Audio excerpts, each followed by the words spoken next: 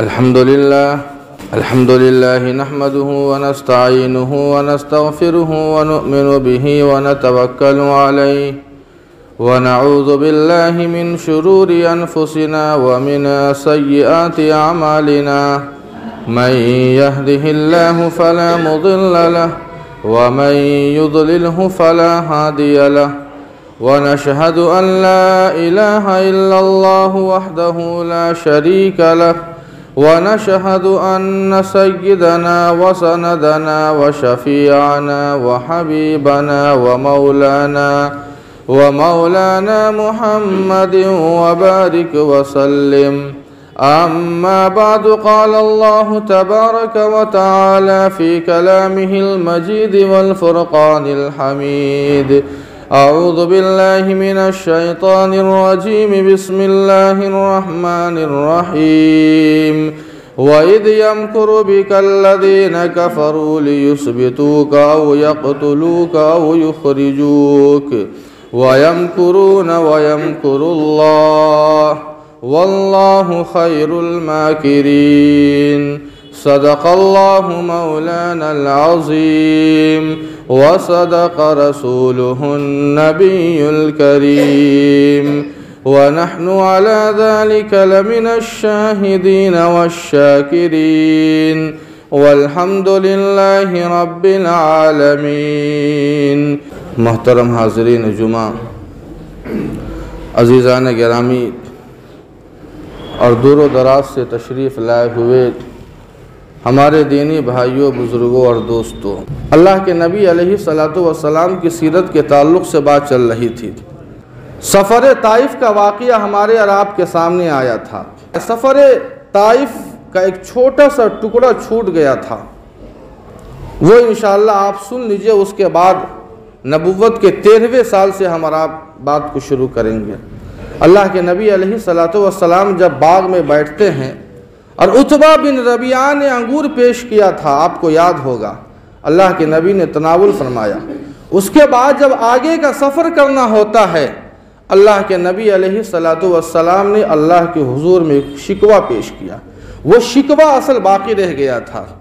اللہ کے نبی علیہ السلام نے اللہ کے حضور میں ایک شکوہ پیش کیا، اللہ تعالیٰ سے ایک شکایت کی کہ اے اللہ، میں تو کمزور ہوں، تو نے آخر کن لوگوں کے حوالے کر دیا، تو نے آج ایسے لوگوں کے حوالے مجھے کر دیا ہے جو میرا مقام نہیں جانتے، جو میری قدر نہیں جانتے ہیں، جو میری اہمیت نہیں جانتے ہیں. اللہ کے نبی علیہ السلام اپنے رب کے حضور میں شکوہ پیش کر رہے ہیں. ساتوں آسمان لرز اٹھتے ہیں، عرش کانپ اٹھتا ہے.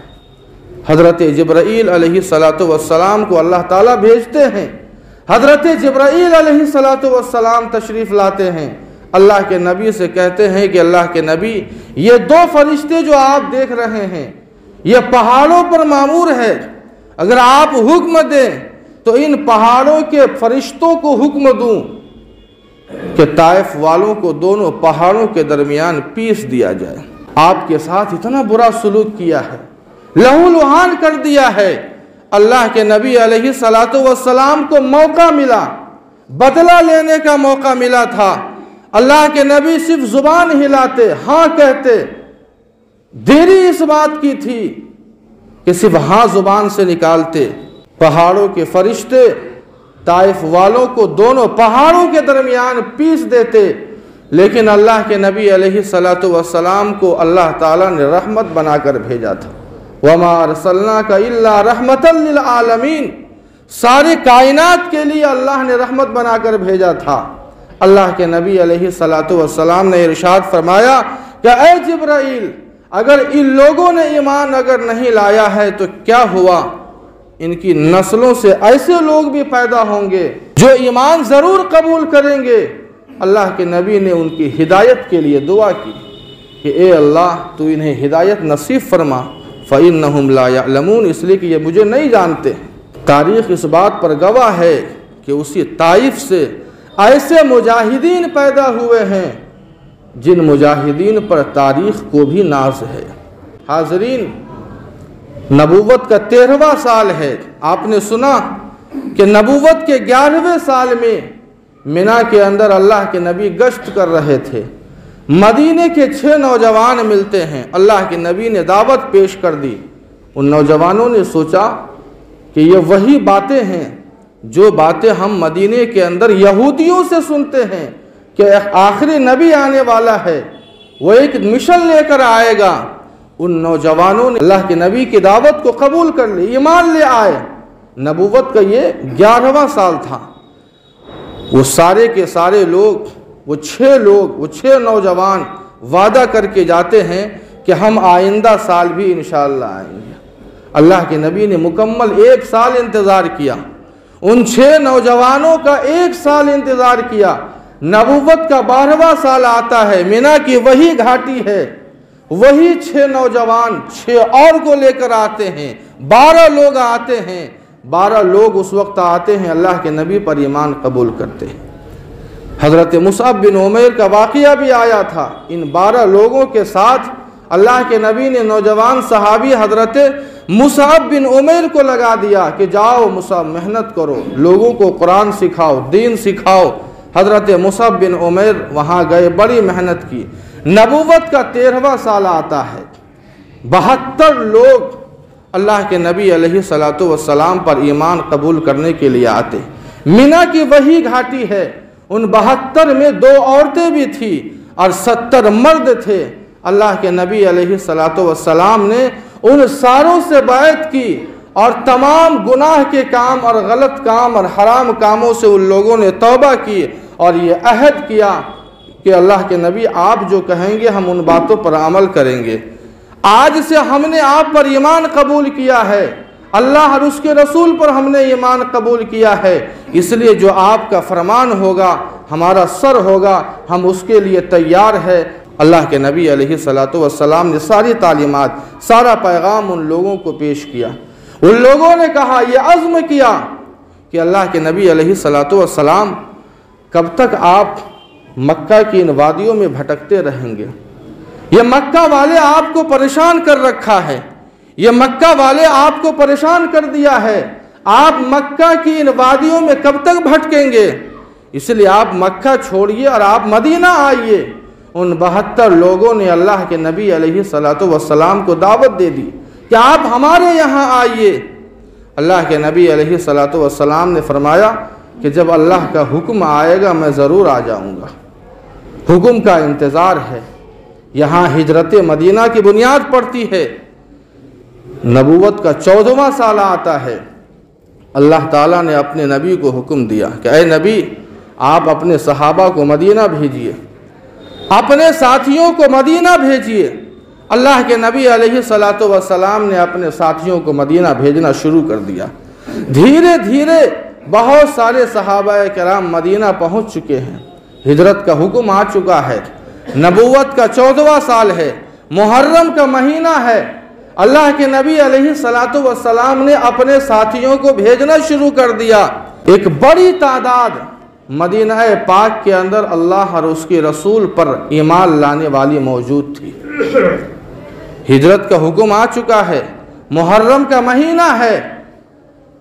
جب مکہ والوں کو یہ معلوم ہوا کہ آخر محمد اور اس کے ساتھی یہ سارے کے سارے لوگ یثرب جا رہے ہیں، لوگوں نے آپس میں مشورہ کیا۔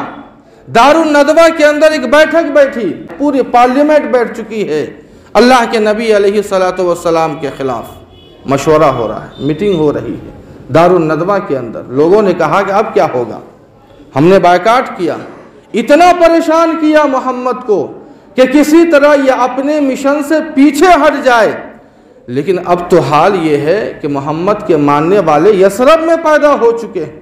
یثرب مدینہ کو کہا جاتا تھا، مدینہ کے اندر پیدا ہو چکے ہیں۔ اب کیا ہوگا، اب کیسے روکا جائے؟ سارے عرب کی جتنے بھی سردار موجود تھے مکہ کے سارے لوگ موجود ہیں۔ اللہ کے نبی علیہ السلام کے خلاف میٹنگ ہو رہی ہے، دارالندوہ کے اندر میٹنگ ہو رہی ہے کہ اب کیسے روکا جائے۔ سبوں نے مشورہ دیا، کسی نے کہا کہ محمد کو نظر بند کر دیا جائے، کسی گھر کے اندر بند کر دیا جائے۔ لوگوں نے کہا کہ اگر ہم محمد کو گھر میں بند کرتے تو ان کے خاندان کے لوگ آگے چھڑا لیں گے۔ کسی نے یہ مشورہ دیا، یہ رائے دی کہ مکہ سے باہر نکال دیا جائے، مکہ بدر کر دیا جائے، شہر بدر کر دیا جائے۔ لوگوں نے کہا کہ اگر ہم محمد کو مکہ سے نکال بھی دیتے ہیں، جہاں یہ جائے گا حق اور صداقت کا پیغام وہاں بھی پھیلا دے گا۔ جتنے وہاں سردار موجود تھے ساروں نے اپنے من کے مطابق رائے دی، مشورہ دیا۔ صحیح روایات کے مطابق اس مجلس کے اندر، اس میٹنگ کے اندر شیطان اور ابلیس بھی موجود تھا، جو ایک نجدی بوڑھے کی شکل میں، جو سفید کپڑے میں ملبوس تھا۔ وہ نجدی بوڑھا جو شیطان اصل تھا، جو ابلیس تھا، وہ کھڑا ہوا اور کہا کہ میری بات سنو، میرا مشورہ یہ ہے کہ محمد کا خاتمہ ہی کر دیا جائے، نہ رہے گی بانس نہ بجے گی بانسری، اس لیے محمد کو قتل کر دیا جائے۔ ابو جہل کھڑا ہوتا ہے اور وہ اس ابلیس، اس نجدی بوڑھے کی بات کی وہ تصدیق کر دیتا ہے اور کہتا ہے القول ما قال، اس نے جو کہا ہے وہ سچ کہا ہے، اس بوڑھے انسان نے جو کہا ہے وہ سچ کہا ہے، اور میں اس سے راضی ہوں، میں اس کی حمایت کرتا ہوں۔ اس بات کی سارے لوگوں نے حمایت کر دی کہ اب محمد کا خاتمہ کر دیا جائے گا، آج کی رات محمد کی آخری رات ہوگی۔ لوگوں نے پوچھا اسی بوڑھے نجدی سے کہ آخر اس کا طریقہ کیا ہوگا، محمد کو قتل کرنے کا طریقہ کیا ہوگا؟ اس نے طریقہ بھی بتایا۔ شیطان سارے راستے بتا دیتا ہے، جب کسی بندے کو گمراہ کرتا ہے تو وہ اسی طریقے پہ لے جاتا ہے اور وہ سارے راستے بتاتا ہے کہ آخر کیسے غلط کام کیا جائے، کس طرح سے کیا جائے، ساری پلاننگ ذہن میں ڈالتا ہے شیطان۔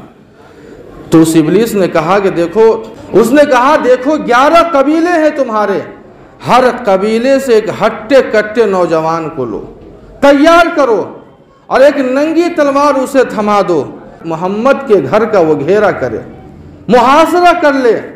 یہ پلاننگ ہو رہی ہے کہ اس طرح سے محمد کو قتل کیا جائے گا۔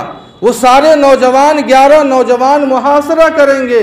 ادھر دار الندوہ میں پلاننگ ہو رہی ہے کہ آخر محمد کا خاتمہ کیسے ہو۔ اللہ تعالی حضرت جبرائیل علیہ السلام کو وحی لے کر بھیجتے ہیں۔ اللہ کے نبی علیہ السلام کے پاس حضرت جبرائیل علیہ السلام وحی لے کر آتے ہیں۔ وَإِذْ يَمْكُرُ بِكَ الَّذِينَ كَفَرُوا لِيُثْبِتُوكَ أَوْ يَقْتُلُوكَ أَوْ يُخْرِجُوكَ۔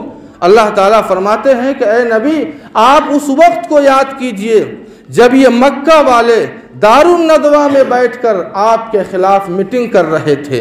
کوئی کہہ رہا تھا کہ آپ کو قتل کر دیا جائے، کوئی کہہ رہا تھا کہ آپ کو نظر بند کر دیا جائے۔ وَيَمْكُرُونَ وَيَمْكُرُ اللَّهُ، یہ مکہ والے آپ کے خاتمے کی پلاننگ کر رہے تھے، اللہ بھی آپ کی حفاظت کی پلاننگ کر رہا تھا۔ واللہ خیر الماکرین، اور اللہ سے بڑھ کر پلاننگ اور تدبیر کرنے والا کوئی نہیں ہو سکتا ہے۔ اللہ کے نبی کو بھنک لگ گئی، پیغام آیا، وحی آئی، وحی کے ذریعے سے معلوم ہو چکا کہ آخر یہ مکہ والے میرے خلاف کیا پلاننگ کر رہے ہیں۔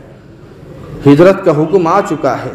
حضرت ابو بکر صدیق رضی اللہ عنہ کے گھر جاتے ہیں، کہتے ہیں کہ ابو بکر تیار ہو جاؤ۔ اللہ کے نبی نے پہلے ہی کہہ چکا تھا کہ ابو بکر تیار رہنا۔ جب اللہ کے نبی حضرت ابو بکر صدیق رضی اللہ عنہ کے گھر پہنچتے ہیں تو دیکھا کہ حضرت ابو بکر صدیق رضی اللہ عنہ تیار ہے، حضرت ابو بکر بھی تیار ہے۔ چنانچہ اپنے گھر آتے ہیں، اور آنے کے بعد چونکہ اللہ کے نبی علیہ السلام امین اور صادق تھے، امانت دار تھے، امانت تو کوٹ کوٹ کر بھری تھی، ہم نے اس سے پہلے بھی سنا ہے، اسی لیے غیر بھی آپ کے اوپر اعتماد اور بھروسہ کرتا۔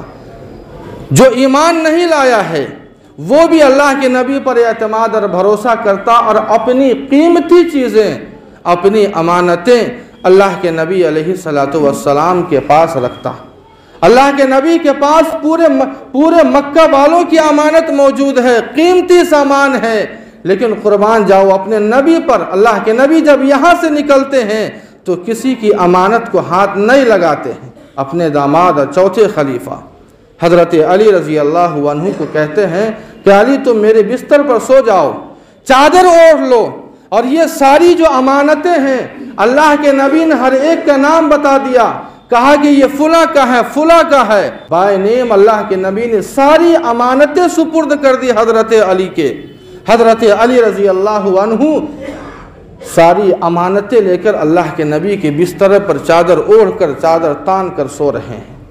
اللہ کے نبی حضرت ابو بکر صدیق رضی اللہ عنہ کو لے کر وہاں سے نکلتے ہیں۔ رات کا موسم ہے، 11 نوجوان ننگی تلواریں لے کر باہر کھڑے ہیں کہ جب محمد نکلے گا تو اس کا خاتمہ کر دیا جائے گا۔ مکہ والے ایمان سے دور تھے، ایمان نہیں لائے تھے، لیکن معاشرت کے اصول پر اتنا عمل پیرا تھے کہ وہ کسی کے گھر میں گھس کر قتل نہیں کیا کرتے تھے۔